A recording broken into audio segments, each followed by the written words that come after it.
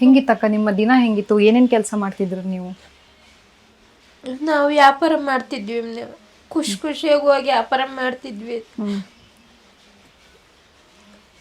ಅವಾಗ ನಮಗೆ ಏನು ಕಷ್ಟ ಅನಿಸ್ಲಿಲ್ಲ ಮೇಡಮ್, ಏನು ಕಷ್ಟ ಅನಿಸ್ಲಿಲ್ಲ.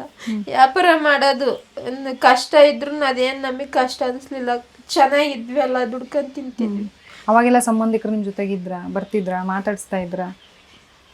ಅವಾಗೆಲ್ಲ ಬರೋರು ಮೇಡಮ್, ಚೆನ್ನಾಗಿದ್ದಾಗ ಬರ್ತಿದ್ರು. ಚೆನ್ನಾಗಿದ್ದಾಗ ಎಲ್ಲರೂ ಬರೋರು, ಮಾತಾಡ್ಸೋರು. ಈ ಥರ ಆದಾಗ ಯಾರು ಬಂದಿಲ್ಲ ಮೇಡಮ್, ಯಾರು ಮಾತಾಡಿಸಿಲ್ಲ. ಈ ಫೋನು ಮಾಡಲ್ಲ ಯಾರು ಫೋನು ಮಾಡಲ್ಲ, ಯಾರು ಮಾತಾಡಿಸಿಲ್ಲ ಮೇಡಮ್. ನಿಮ್ಮ ಮಗ ಈಗ ಓದಿಸ್ತಿದ್ದೀರಾ? ಹೆಂಗೆ ನಿಮ್ಮ ಮಗನ ಎಷ್ಟನೇ ಕ್ಲಾಸ್ ಹೋಗ್ತಾನೆ? ಇಲ್ಲ ಮೇಡಮ್, ನರ್ಸರಿ ಇನ್ನ ನರ್ಸರಿ ಹೋಗ್ತಿದ್ದಾನೆ. ಈಗ ನಿಮ್ಮ ಯಜಮಾನ್ರನ್ನೇ ದುಡ್ಕೊಂಡ್ಬಂದು ಅಡ್ಗೆನೂ ಅವರೇ ಮಾಡೋದು, ಎಲ್ಲ ಕೆಲಸನೂ ಅವರೇ ಮಾಡೋದು? ಮೇಡಮ್, ಅವರೇ ಅಡುಗೆ ಮಾಡೋದು, ಅವರೇ ಬಟ್ಟೆ ಪಾತ್ರೆ ಸ್ನಾನ ಅವನಿಗೆ ಎಲ್ಲದು ಅವರೇ ಮೇಡಮ್. ಈಗ ನೀವೆಲ್ಲೂ ಹೊರಗೆ ಹೋಗೋಕ್ಕಾಗಲ್ಲ? ಎಲ್ಲಿ ಹೋಗೋಕ್ಕಾಗಲ್ಲ ಮೇಡಮ್. ಈಗ ನಿಮ್ಮ ವ್ಯವಸ್ಥೆನ ನೀವೇ ಮಾಡ್ಕೋತೀರಾ? ಏನಿಲ್ಲ, ನಮ್ಮ ಸ್ನಾನ ಮಾಡಕ್ಕೂ ಕೂಡ ಈ ಕೈ ಬರ್ತಿಲ್ಲ ಮೇಡಮ್. ಕೈ ಆಗಂಗಿಲ್ಲ? ಈ ಕೈ ಕೂಡ ಹಿಂಗೆ. ಅಂದ್ರೆ ಇದು ಕೆಲಸನ ಮಾಡಂಗಿಲ್ರಿ ಏನು? ಇಲ್ಲ ಮೇಡಮ್, ಈ ಮಡ್ಚಕ್ಕೆ ಬರಲ್ಲ, ಇದು ಮಡ್ಚಕ್ಕೂ ಬರಲ್ಲ, ಏನು ಬರಲ್ಲ, ಹಿಂಗೆ ಮ್ಯಾಕ್ ಎತ್ತಕ್ಕಾಗಲ್ಲ, ಇಷ್ಟೇ ಮೇಡಮ್. ಈಗ ಆಪರೇಷನ್ ಮಾಡಿದ್ರೆ ಇದೆಲ್ಲ ಸರಿ ಹೋಗ್ತೈತೆ ಅಂತ ಹೇಳ್ಯಾರ್ರಿ ಡಾಕ್ಟರ್? ಹೇಳ್ಯಾರಿ ಮೇಡಮ್, ಆಪರೇಷನ್ ಮಾಡಿದ್ರೆ ಸರಿ ಆಗ್ಬೋದು, ಆಗ್ದೇನೆ ಇರ್ಬೋದು ಅಂತ ಗ್ಯಾರಂಟಿನೂ ಕೊಟ್ಟಿಲ್ಲ? ಇಲ್ಲ ಮೇಡಮ್. ಇನ್ನ ಆಪರೇಷನ್ ಮಾಡಕ್ಕಿನ್ನ ಎಷ್ಟು ಖರ್ಚು ಬೇಕಾಗ್ತೈತ್ರಿ ನಿಮಗೆ? ಇದು ಒಂದಕ್ಕೆ 2.5 ಲಕ್ಷ ಹೇಳಿದಾರೆ ಮೇಡಮ್. ಕೈದ್ ಮಾತ್ರಕ್ಕೆ 2.5 ಲಕ್ಷ? ಒಂದಕ್ಕೆ ಹೇಳಿದಾರೆ. ನಾವು ಇದು ಒಂದೊಂದು ಚೂರಿಂಗ್ ಹಿಡ್ಕೊಳಕ್ ಬಂದ್ರೆ ನಮ್ಮ ಮನೆಯವ್ರಿಗೆ ಪಾತ್ರೆ ಏನಾದ್ರು ತೊಳ್ಕೊಟ್ರೆ ಹೆಲ್ಪ್ ಆಗುತ್ತಂತ ಕೇಳಕ್ ಹೋದಾಗ. ಅಂದ್ರೆ ಅಡಿಗೆನೂ ನಿಮ್ಮ ಮನೆಯವರೇ ಮಾಡಿದ್ವಿ? ಹ್ಞೂ ಮೇಡಮ್, ಎಲ್ಲದು. ಇದು ಏನು ವರ್ಕ್ ಆಗಂಗಿಲ್ಲ? ಇಲ್ಲ ಮೇಡಮ್, ಏನು ವರ್ಕ್ ಆಗಲ್ಲ. ಹಿಂಗ್ ಮಾಡೋಕ್ಕೂ ಆಗಲ್ರಿ?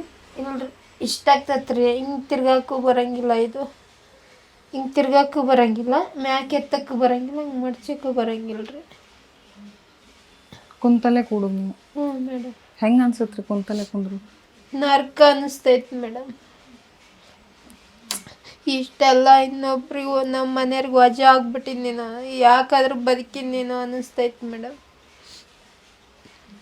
ಇಂಥ ಪರಿಸ್ಥಿತಿ ನಿಜವಾಗ್ಲೂ ಯಾರಿಗೂ ಬರಬಾರ್ದು. ಯಾಕಂತಂದ್ರೆ ಅವರು ಪ್ರೀತಿ ಮಾಡಿ ಚೆನ್ನಾಗಿರ್ಬೇಕಂತ ಹೇಳಿ ಅವ್ರದ್ದೇ ಜೀವನ ಕಟ್ಕೊಂಡು ಗಂಡಗೆ ಹೆಂಡತಿ, ಅವ್ರ ಕಷ್ಟಕ್ಕೆ ಇವರು, ಇವ್ರ ಕಷ್ಟಕ್ಕೆ ಅವರು, ಸಂಬಂಧಿಕರ ಮೇಲೆ ನಂಬಿಕೆನೇ ಇರಲಿಲ್ಲ.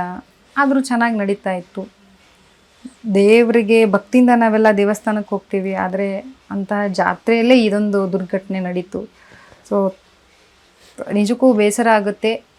ಈ ದೇವಸ್ಥಾನದ ಆಡಳಿತ ಮಂಡಳಿ ಆಗಿರ್ಬೋದು, ದುಡ್ಡಿರುವಂತಹ ಜನರಾಗಿರ್ಬೋದು, ಯಾರೇ ಆಗಲಿ ನಿಮ್ಮ ಕೈಲಿ ಎಷ್ಟಾಗುತ್ತೆ ಅಷ್ಟು ಸಹಾಯ ಮಾಡಿ. ಅದರಿಂದಾದರೂ ಅವ್ರ ಜೀವನ ಚೆನ್ನಾಗೂ ಆಗುತ್ತೇನೋ. ಯಾಕಂತಂದರೆ ಕೂತ್ಕೊಂಡು ಅವ್ರ ಜೀವನ ಮಾಡುವಂಥ ಪರಿಸ್ಥಿತಿ ಬಂದಿದೆ. ಬೆಳಗಾದರೆ ಒಂದು ಹೊಸ ಕೆಲಸಕ್ಕೆ ಹೋಗಬೇಕಾಗಿತ್ತು, ಒಂದು ಆಪರ್ ಲೆಟ್ರ್ ಸಹ ಬಂದಿತ್ತು, ಹಿಂದಿನ ದಿನ ಇಂಥದ್ದೊಂದು ಘಟನೆ ನಡೀತದೆ.